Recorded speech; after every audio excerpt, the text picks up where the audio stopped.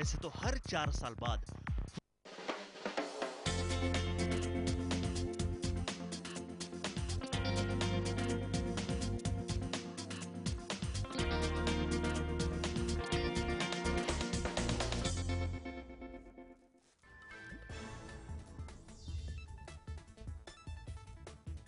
साईं पर शंकराचार्य स्वामी स्वरूपानंद के तीखे बोल पर जयपुर में शिकायत।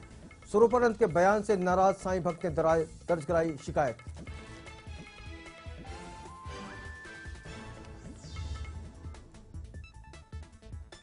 बीजेपी की बैठक में अहम फैसला। केंद्रीय मंत्री महीने में एक बार जरूर जाएंगे पार्टी मुख्यालय।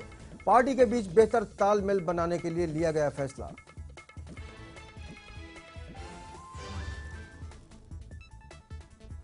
अमित शाह को मिलेगी जेड प्लस सुरक्षा। शाह पर खतरे के चलते दी जाएगी जेड प्लस सुरक्षा। सीआरपीएफ के कमांडो करेंगे शाह की चौकसी।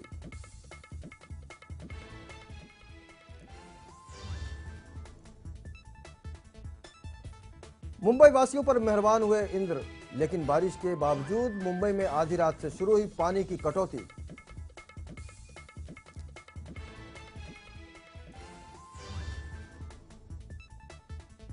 और पल्लवी मर्डर केस में आज कोर्ट में सुनाई जाएगी सजा। सोसाइटी के आरोपी गार्ड को ठहराया जा चुका है दोषी। आरोपी की हो सकती है उम्र कैद।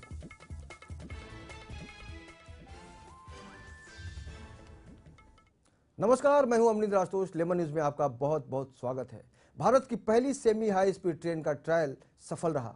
160 किलोमीटर घंटा की रफ्तार से चलने वाली यह ट्रेन सुबह 11:45 पर नई दिल्ली प्लेटफॉर्म नंबर 6 से रवाना हुई। इसे 90 मिनट में आगरा पहुंचना था, लेकिन 10 मिनट की देरी से ट्रेन आगरा पहुंची। रेलवे अधिकारियों का कहना है कि 10 मिनट की देरी के बावजूद ट्रायल सफल माना जाएगा। आपको बता दें कि ट्रेन से जुड़े कुछ और ट्रायल होने हैं, जिसके बाद नवंबर में दिल्ली आगरा के बीच इस ट्रेन के चलने के आसार हो सकते हैं और इसका ऐलान भी कर दिया जाएगा।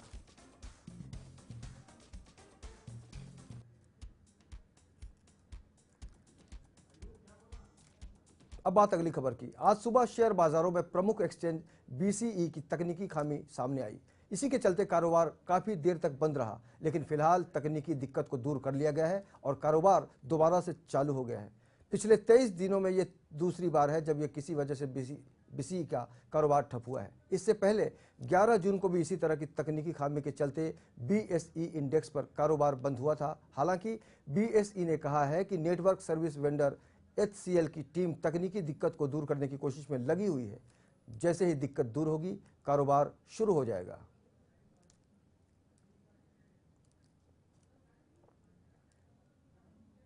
साईं बाबा पर शंकराचार्य स्वामी स्वरूपानंद सरस्वती के तीखे बोल पर देश भर में शिकायत दर्ज करने का सिलसिला जारी है। इसी कड़ी में जयपुर में एक साईं भक्त ने स्वरूपानंद के खिलाफ मामला दर्ज कराया है। स्थानीय अदालत के आदेश पर यह शिकायत दर्ज की गई है। आपको बता दें कि एक सामाजिक कार्यकर्ता ने शंकराचार्य के विवादित बयान से आहत होकर ही इसकी शिकायत की है। जांच अधिकारी डीसीपी मोहित चौधरी का कहना है कि शंकराचार्य के खिलाफ आरोपों की जांच की जा रही है। अगर सही पाई गई तो उनके खिलाफ कार्रवाई की जाएगी।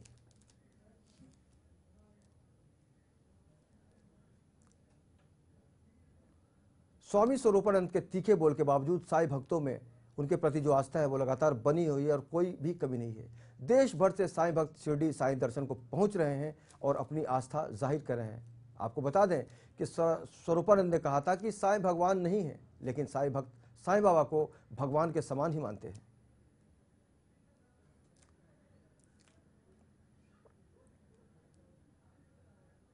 साईं परम ब्रह्म है, साईं दत्त है, साईं ईश्वर है, साईं में सारे सुख हैं।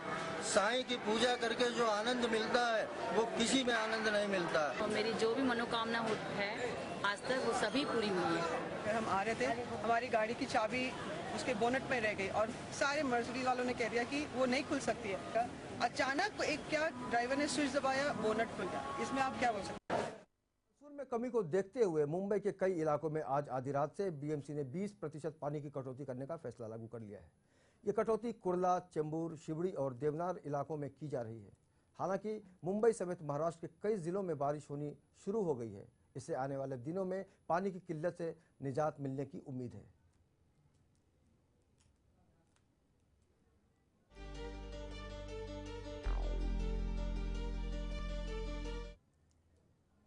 बुधवार को हुई पहली बरसात ने ही मनपा के सभी दावों की पोल खोल कर रख दी है। मुंबई के कई इलाकों में जल जमाव हुआ। निचले इलाकों की स्थिति काफी बदतर थी। घुटने भर पानी में लोगों को सड़कों से गुजरना पड़ रहा है। कई स्थानों पर वाटर पंप भी काम नहीं कर रहे हैं।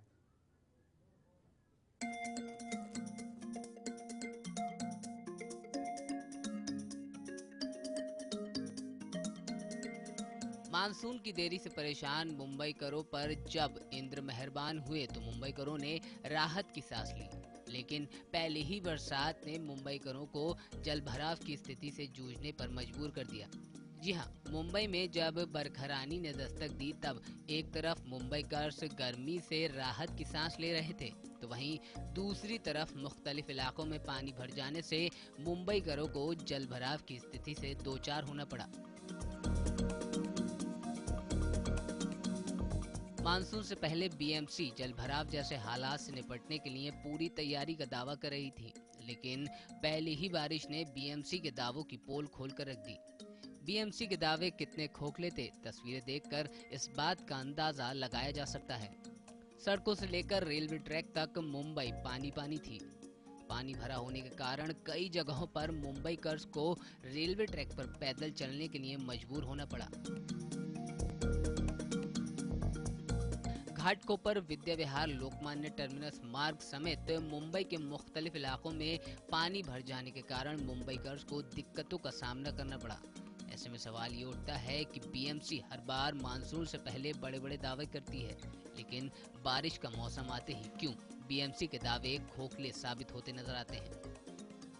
Bureau report, lemon news.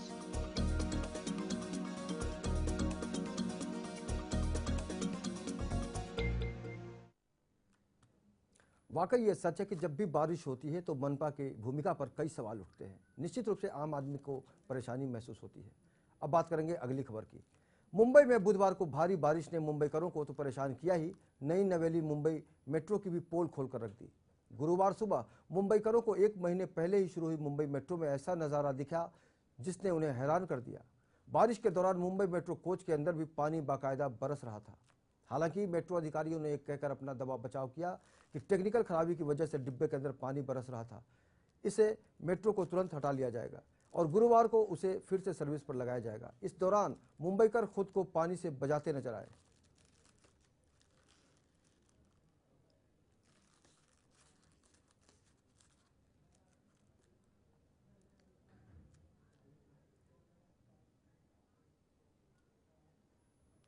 वकील पल्लवी पुरकायस्थ मर्डर केस मामले में मुंबई की कोर्ट आज दोषी पाए गए सिक्योरिटी गार्ड सज्जाद मुगल उर्फ सज्जाद पठान को सजा सुनाने वाली है, जिसके लिए फिलहाल कोर्ट में सुनवाई चल रही है। गौरतलब है कि मुंबई की सेशन कोर्ट ने पल्लवी की हत्या के मामले में सिक्योरिटी गार्ड सज्जाद को दोषी पाया है।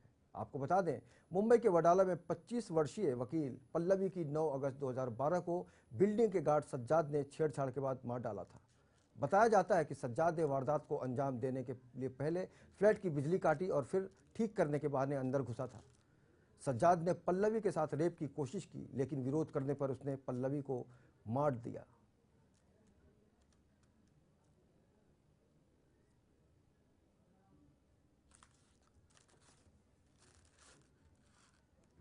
फिलहाल यहां वक्त हो गया एक छोटे से ब्रेक का, लेकिन आप लगातार बने रहिए लेमन न्यूज के साथ।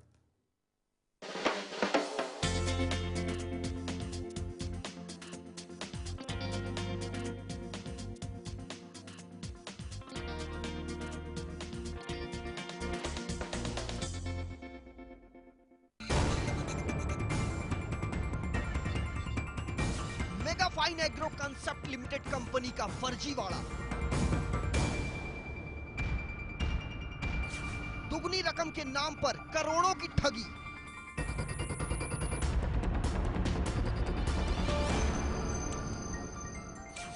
आरबीआई और सेबी के नियमों की उड़ाई धज्जियां। मुंबई पुलिस आखिर कर क्या रही है? लेमन न्यूज का बड़ा खुलासा।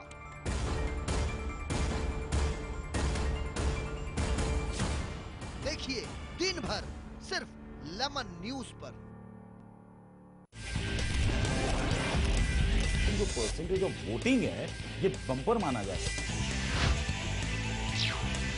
मरते किसान और सोते सरकार। नमस्कार, मैं प्रशांत आंग्रे और आप तमाम दर्शकों का स्वागत है एसएस प्राइम टाइम में। लेमन प्राइम टाइम हर रात 9 बजे। Global advertisers scaling new heights in outdoor media. Underworld की नब्ज पहचानता हूं मैं, हर गैंग के राज जानता हूं मैं। कहां से चलती है कंपनी, कैसे किया मुंबई पुलिस ने कंपनी को खल्लास, कौन चला रहा है माफिया नेटवर्क, इन सब की खबरें देता हूं मैं।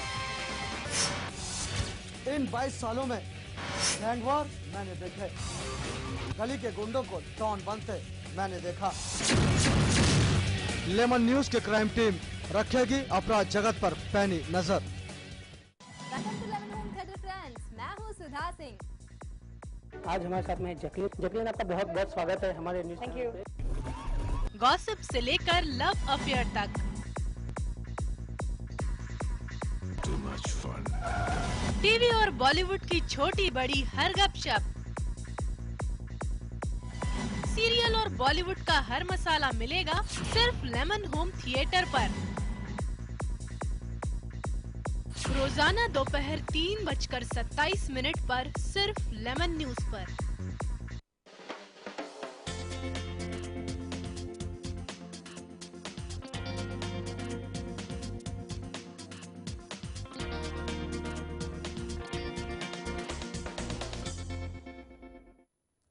ब्रेक के बाद आपका बहुत बहुत स्वागत है। अभिनेत्री जिया खान खुदकुशी मामले में आज बॉम्बे हाई कोर्ट को जांच की जानकारी सौंपी जा सकती है। ऐसा करने का आदेश बॉम्बे हाई कोर्ट ने मंगलवार को जिया की मां राबिया खान को मामले में सीबीआई जांच की मांग करने वाली याचिका पर सुनवाई करते हुए सरकारी वकील को दिया था। साथ ही ये भी पूछा था कि क्या जब अभिनेत्री को मृत पाया गया तब उसने शराब पी रखी थी क्या। राबिया खान का आरोप है कि जिया की हत्या की गई है, लेकिन पुलिस का दावा है कि जिया ने खुदकुशी की है।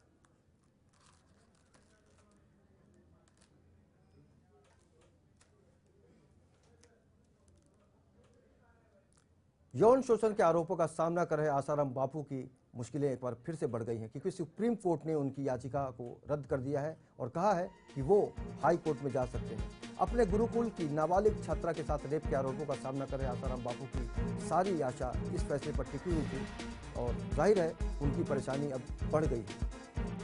साथ ही मामले के दूसरे आरोपियों सेवादार शिवा, छिंदवाड़ा गुरुकुल की वार्डन शिल्पी, डायरेक्टर शरद चंद्र और रसोईया प्रकाश भी जेल से बाहर जाएंगे या अंदर रहेंगे, इसका फैसला भी सुप्रीम कोर्ट करने वाली थी, लेकिन अब उन्हें हाई कोर्ट में जाना पड़ेगा।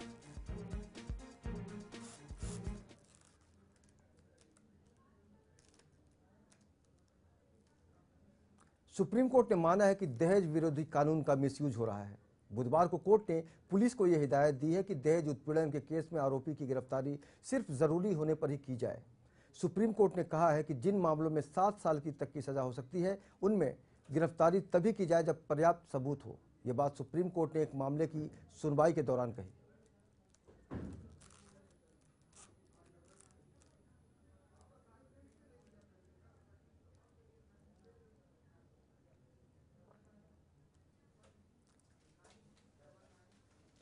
भारतीय जनता पार्टी और विधान परिषद में विपक्ष के नेता विनोद तावड़े ने मराठा नेताओं को यह विश्वास दिलाया है कि मराठा आरक्षण के लिए सभी राजनेता राजनीति से ऊपर उठकर लड़ेंगे।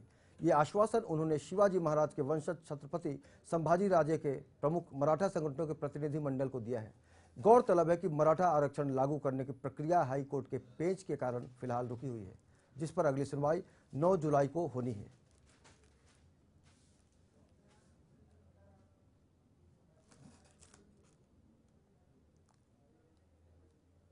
तो वहीं मराठों को आरक्षण देने की अधिसूचना जारी नहीं करने पर बुधवार को उप मुख्यमंत्री अजित पवार भड़क गए। उन्होंने सवाल किया कि जब सब तैयार है तो सरकार अधिसूचना जारी करने में इतना वक्त क्यों ले रही है, जिसके बाद उन्हें बताया गया कि अधिसूचना जारी करने का मसौदा पत्र अब तक तैयार नहीं हुआ है, जैसे ही तैयार हो जाएगा उसे तत्काल जारी कर दिया जाएगा। गौरतलब है कि कैबिनेट की पिछली बैठक में मराठा समाज को 16% और मुस्लिम समाज को 5% आरक्षण देने का प्रस्ताव मंजूर किया गया था, जिसकी अधिसूचना अब तक जारी नहीं हुई है।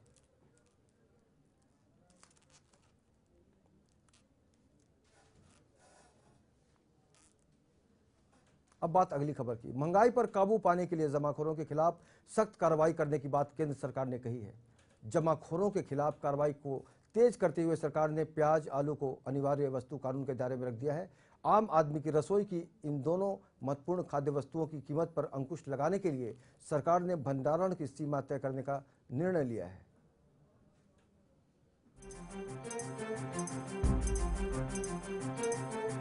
आलू प्याज की बढ़ती कीमतों को काबू में करने के लिए केंद्र सरकार ने बड़ा कदम उठाया है। दोनों को आवश्यक वस्तु अधिनियम के दायरे में लाया गया है। इससे राज्य आलू प्याज की स्टॉक लिमिट तय कर सकेंगे और तय लिमिट से ज्यादा स्टॉक करने वाले जमाखोरों के खिलाफ कार्रवाई की जा सकेगी।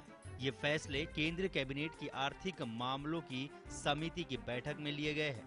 कानून मंत्री रविशंकर प्रसाद ने बताया, देश में आलू प्याज की कोई कमी नहीं है, लेकिन दहशत का माहौल बनाकर जमाखोर फायदा उठा रहे हैं। हमें उम्मीद है कि स्टॉक लिमिट तय होने से राज्य सरकारें जमाखोरों पर प्रभावी कार्रवाई करेगी। उन्होंने ये भी बताया कि एपीएल और बीपीएल परिवारों के लिए केंद्र सरकार राज्यों को 50 लाख टन अतिरिक्त चावल देगी। ये चावल जुलाई 2014 से मार्च 2015 की अवधि के लिए होगा। इससे लोगों को महंगाई की मार से राहत मिलेगी, खासकर उन राज्यों में जहां फूड सिक्योरिटी कानून अभी लागू नहीं हुआ है। आलू प्याज को आवश्यक वस्तु अधिनियम के दायरे में लाने संबंधी अधिसूचना गुरुवार को होगी जारी। साथ ही व्यवस्था 1 साल के लिए लागू रहेगी। राज्य आलू और प्याज की स्टॉक लिमिट तय करेंगे। इससे कीमतें नियंत्रित करना भी उन्हीं की जिम्मेदारी होगी। आलू प्याज को अब किसान कहीं भी बेच सकेंगे। दिल्ली, मध्य प्रदेश, पश्चिम बंगाल, छत्तीसगढ़, त्रिपुरा और मेघालय ने स्टॉक लिमिट तय करने की मांग की थी। लिमिट से ज्यादा आलू प्याज स्टॉक करने वाले कारोबारियों पर कार्रवाई कर सकेंगे राज्य सरकार। साथ ही आपको बता दें कि 1999 से 2004 तक आलू और प्याज इस अधिनियम के दायरे में थे। इसके बाद इसे बाहर कर दिया गया था। प्याज का न्यूनतम निर्यात मूल्य $300 प्रति टन से बढ़ाकर $500 प्रति टन किया गया है। निर्यात किए गए प्याज की कीमत करीब 30 रुपए प्रति किलो से कम नहीं होगी। इस मामले पर केंद्रीय मंत्री रविशंकर प्रसाद ने कड़ा रुख अख्तियार किया है। एसेंशियल कमोडिटी एक्ट के स्टॉक होल्डिंग लिमिट के अंतर्गत लाया जाए, तो कैबिनेट ने प्राथमिकता के आधार पर कार्रवाई करते हुए फैसला किया है। ये नोटिफिकेशन जल्दी इश्यू होगा और कैबिनेट ने अपेक्षा की है कि राज्य सरकारें इसके बाद सघन, प्रभावी और प्रामाणिक कार्रवाई करेंगी। जो होर्डिंग, ब्लैकमेलिंग होती है, उसको रोकने के लिए आलू और प्याज के